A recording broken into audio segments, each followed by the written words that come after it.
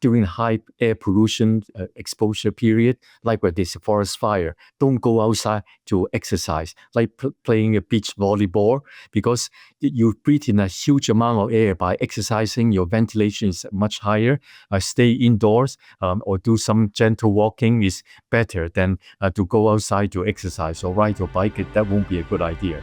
Hi, I'm Tamara, and this is TELUS Talks with Tamara Taggart. This week, I'm joined by Dr. Stephen Lamb. Stephen is a researcher at the BC Cancer Research Institute at UBC. Over the course of his career, Stephen has seen a rise in lung cancer rates among non-smokers. Today, we discuss the causes of rising lung cancer rates, advancements in cancer screening, and what AI can teach us about our cancer risk. I hope you enjoy the conversation. This podcast is brought to you by TELUS Smart Home Security. Secure, simplify, and easily monitor your home from anywhere using the Smart Home Security app. Visit TELUS.com/smarthome-security to learn more about Canada's most trusted security provider. Hi, Dr. Lamb. It's so good to see you. How are you? Hi, Tamara. Good morning. How are you? I'm really good, thank you. Now, is it okay if I call you Stephen, or do you want me to call you Doug? Okay, yeah. Stephen is good. I'm really happy that we're connecting with you because, we're talking about lung cancer today, and I feel like I'm just hearing more about lung cancer, whether it's, in news stories or just from people that I know. Are we hearing more about lung cancer these days? Yes, I think lung cancer is the most common cause of cancer death, not only in Canada, but all over the world. So just to give us some idea, around the world, every year, we have more than 2.5 million people have lung cancer, and more than 1.8 million people died of lung cancer. So in Canada alone, we have about 31,000 people have lung cancer, and 20,000 people died of lung cancer every year. Oh, wow. I didn't know the numbers were that high. Now, is that because more people smoke? So it used to be, but not anymore. So the smoking rate is actually gradually declining in Canada. So in Canada, overall, we have only about 12% of people still smoking. In British Columbia, actually, we have less than 10% people are still smoking. So smoking used to be the major cause of lung cancer, but the spectrum has changed. So what is causing lung cancer now? So right now, we see an increasing proportion of people who had never smoked. So in Canada, probably 15 to 20% of people with lung cancer have never smoked. In Vancouver, probably 30% of people have never smoked. And we're doing active research to find out why people get lung cancer when they have never smoked. We know that the lung cancer in people who never smoked have a different biology. They have different mutations compared to people who smoked, that they also respond differently to the different drugs because of the mutation.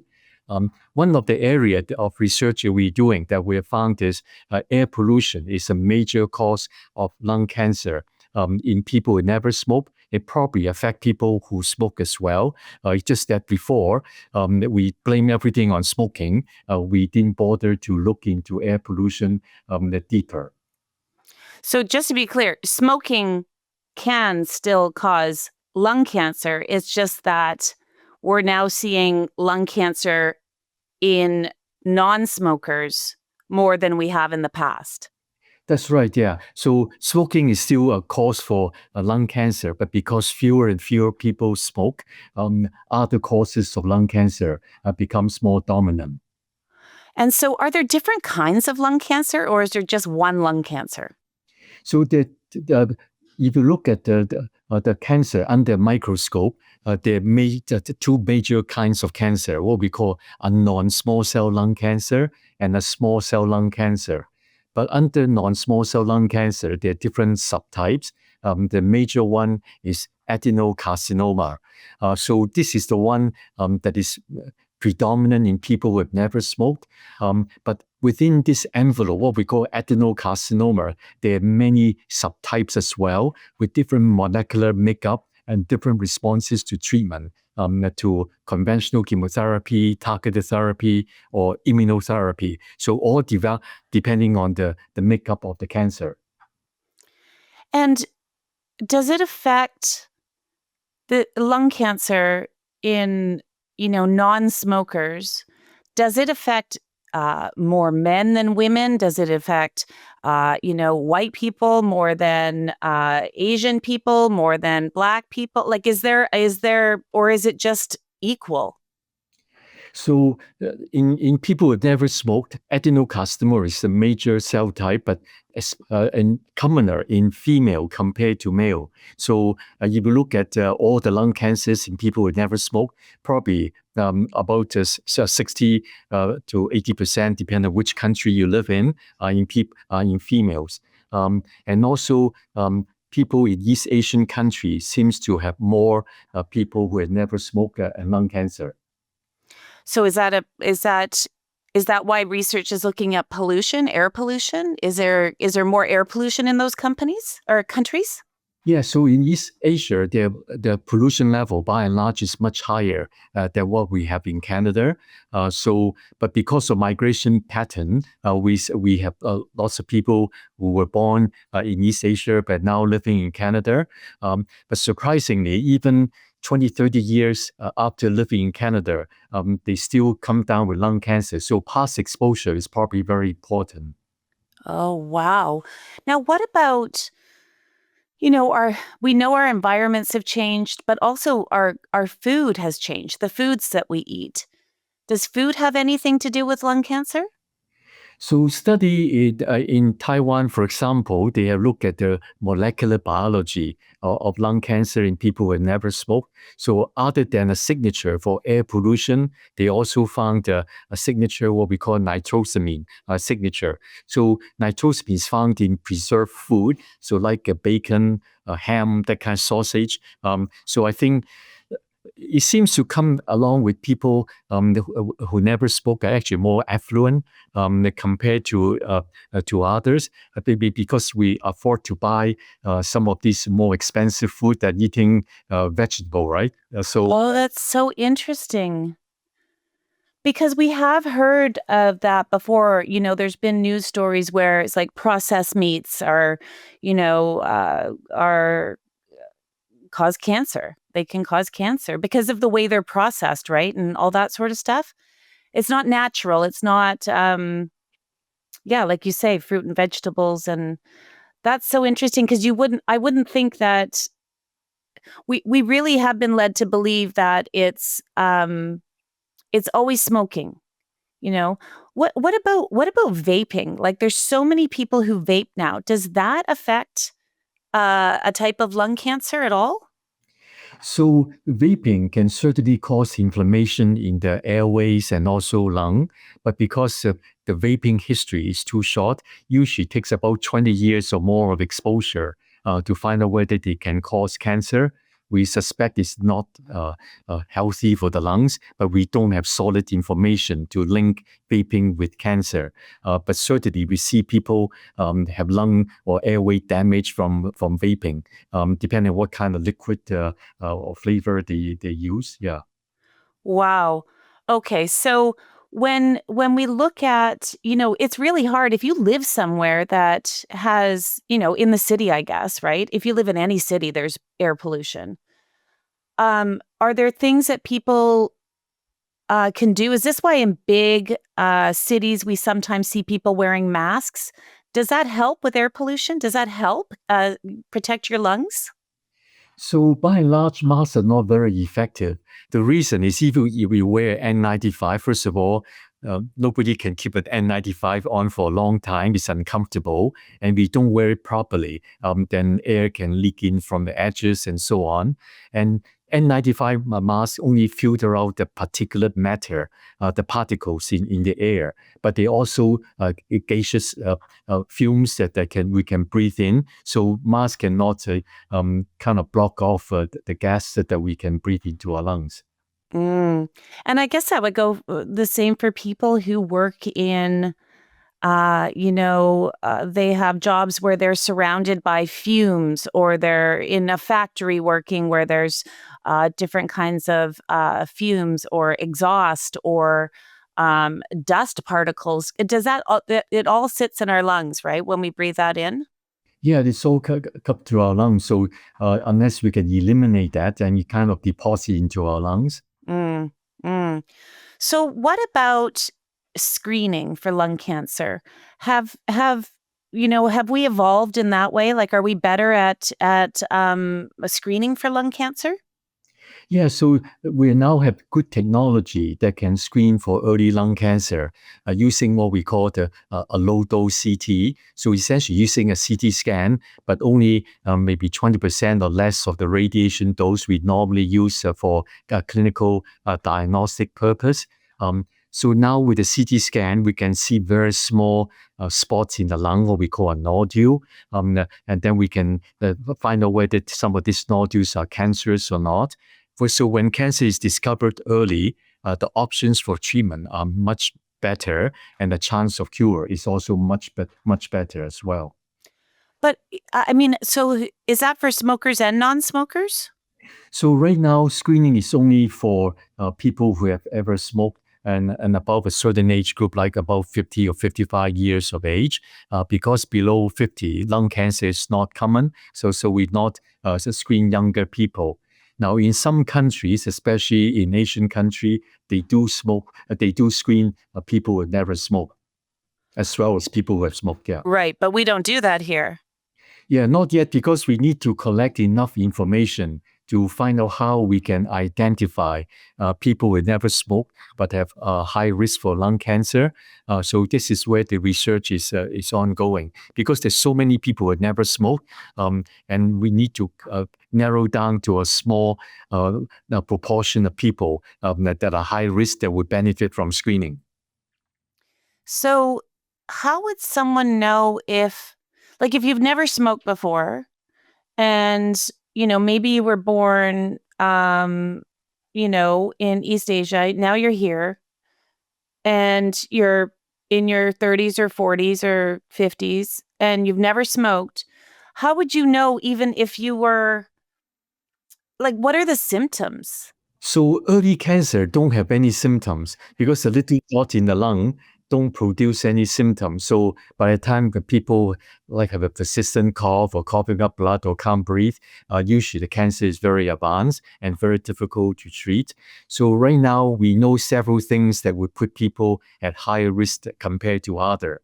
One thing we know is a family history of lung cancer in blood relatives, immediate family member, like father, mother, siblings, that kind of thing. Especially somehow the mother have a stronger link in terms of risk. So this is one factor that we know is important based on a number of studies. So we now work out a very simple tool to allow us to assess what is the cumulative exposure to air pollution using satellite data. So my colleague, Dr. Rafael Becer, and his team developed a very fast tool. Essentially, you type in your address, and we can link it to satellite data. Say, suppose you live in a certain country or certain place in 1990, or that we can immediately from the Google coordinate to find out what is the annual exposure to a particular matter during that period of time. Then we can add up all the exposures for the last 20, 25 years to find out how much you're exposed to in terms of air pollution. Right. So, I mean, if you're having the symptoms of, persistent coughing or coughing up blood, and as you said, it's often too late, this is obviously why so many people die of lung cancer. And is it a matter, I mean, I know you can't give a CT scan to everybody, right? We don't have the capacity to do that. Is there,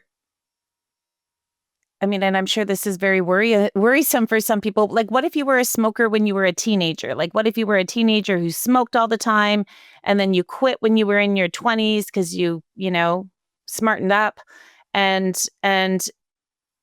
you would never know if you had damaged yourself, right? Or if you were at that risk. And it seems like it's how do we how do we advocate for ourselves, right? If we were like, oh my gosh, maybe I should be checked out. There's no way to do that, right? So for people who have just smoked before or still smoking, we do have a very accurate risk predictor. That's what we use for our screening program in Canada, what we call the PLCO risk prediction model. So the risk prediction model actually had several risk factors. So we look at not only the age, but also looking at the details of smoking history. So how old are we when we first started smoking, how long we have been smoking for, and the average amount of cigarette we have smoked while during the period that we are still smoking. So this is one part. But we also use other variables. So for example, family history of lung cancer that I mentioned, or personal history of cancer. So, for example, whether you have a skin cancer, a bladder cancer, or cervical cancer, also put us into a higher risk. And then we look at the body mass index. So, surprisingly, people who have a lower body mass index have a higher risk for lung cancer.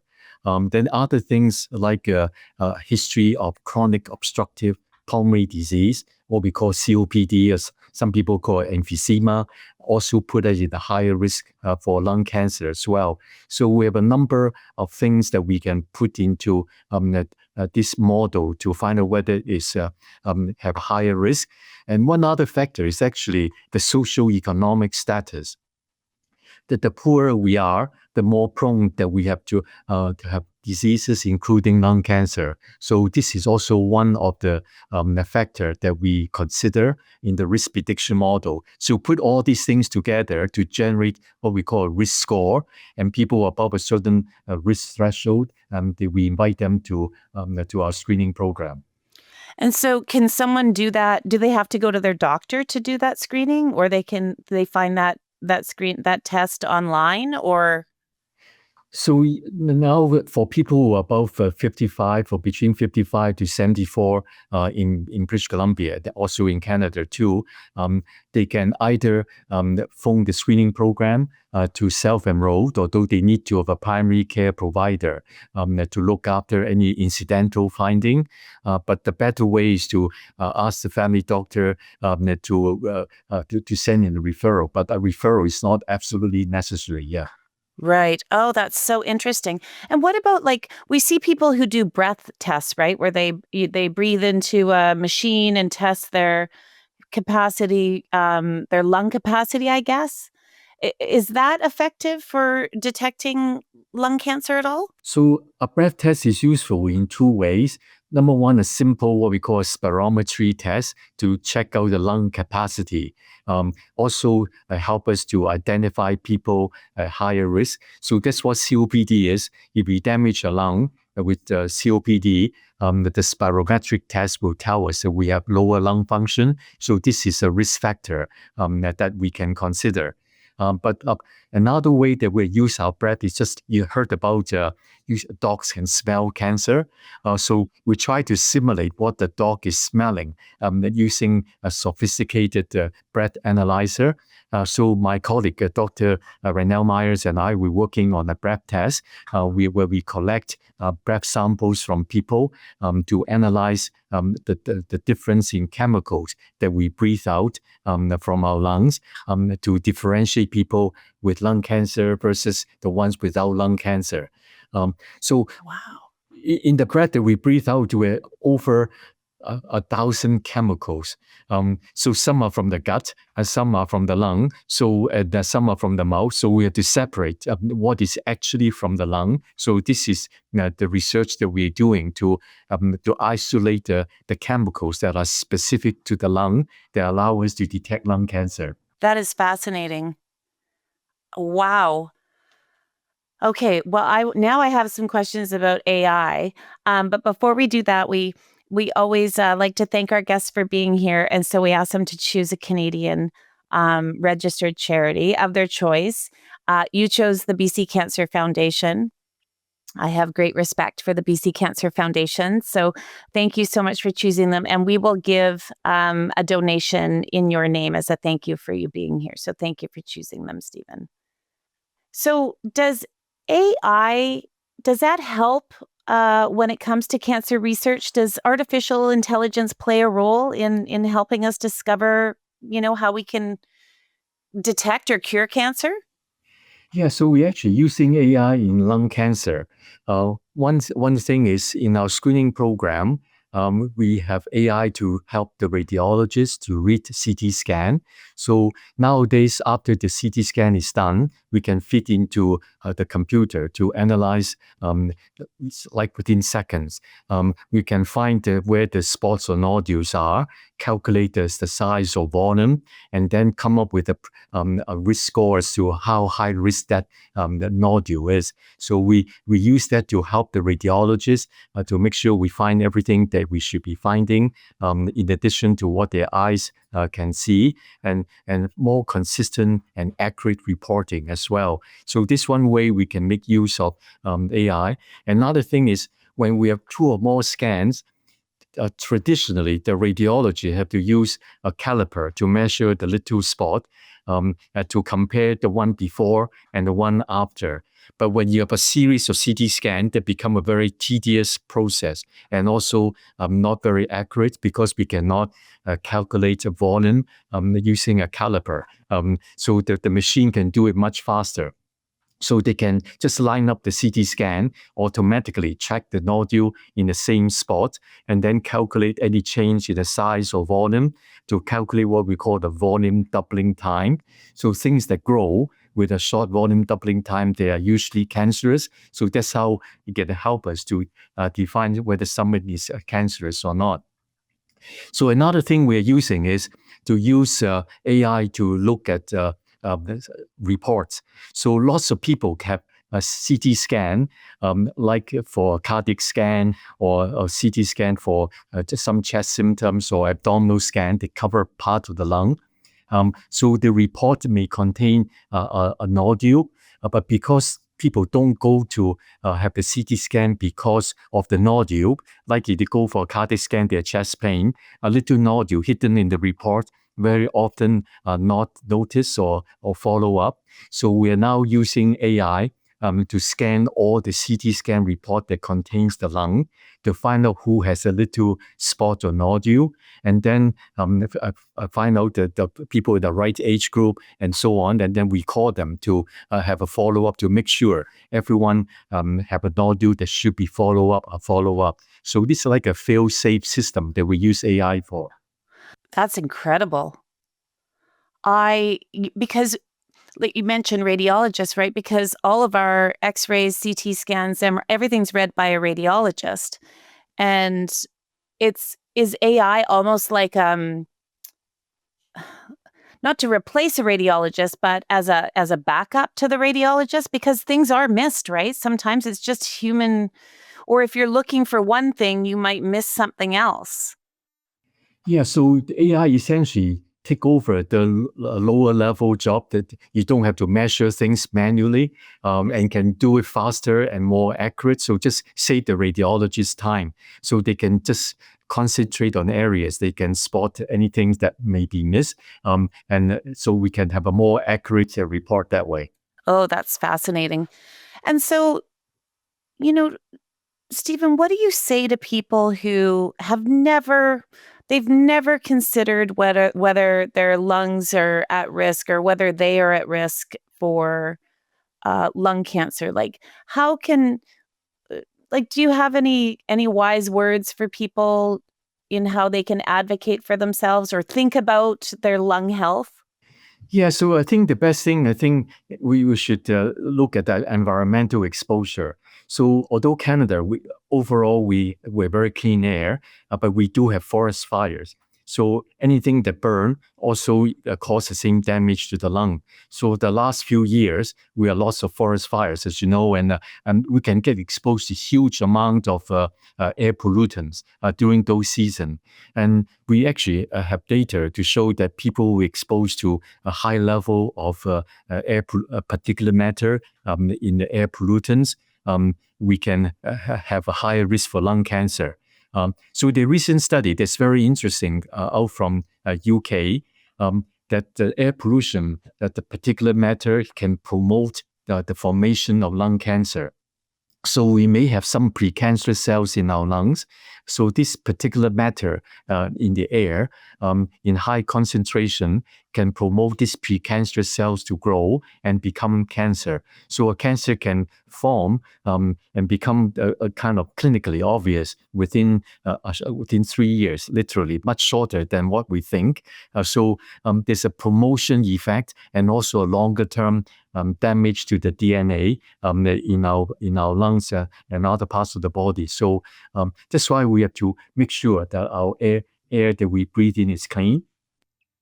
Does it help, coming off of COVID and there, all this talk about we need to clean our air and cleaning our air in schools. And, I would go to my dentist still has these big air purifiers in their office and all that sort of stuff. I bought one for our bedroom during the first time we had all those forest fires. Do air purifiers or cleaning our air in the offices we're in the schools we're in, does that help? So they do help, like the HEPA filter air purifier, they do help to cut down on the amount of particulate matter that we can breathe into our lungs. But it doesn't filter out the gas, like a nitrous oxide, that kind of thing. So that's one thing. So that's why we advise people during high air pollution exposure period, like where there's a forest fire, don't go outside to exercise, like playing a beach volleyball, because you breathe in a huge amount of air. By exercising, your ventilation is much higher. Stay indoors or do some gentle walking is better than to go outside to exercise or ride your bike. That won't be a good idea. Mm-hmm. And and as we're wrapping up, I'm curious. You've been working in this field for a very long time. You said you've been at BC Cancer since, was it 84? Yeah, that's right. Yeah. Has it always been lung cancer your interest, or did your work lead you to do more research into lung cancer? Yeah, I've always been working on early detection and also prevention of lung cancer. We have been doing research looking at different natural products and conventional drugs to prevent cancer from happening as well. So that's where my research is. I really appreciate your time, Dr. Lam. Thank you so much for all of this. I learned a lot, so thank you. Thank you for having me. Thanks for listening to another episode of TELUS Talks with Tamara Taggart.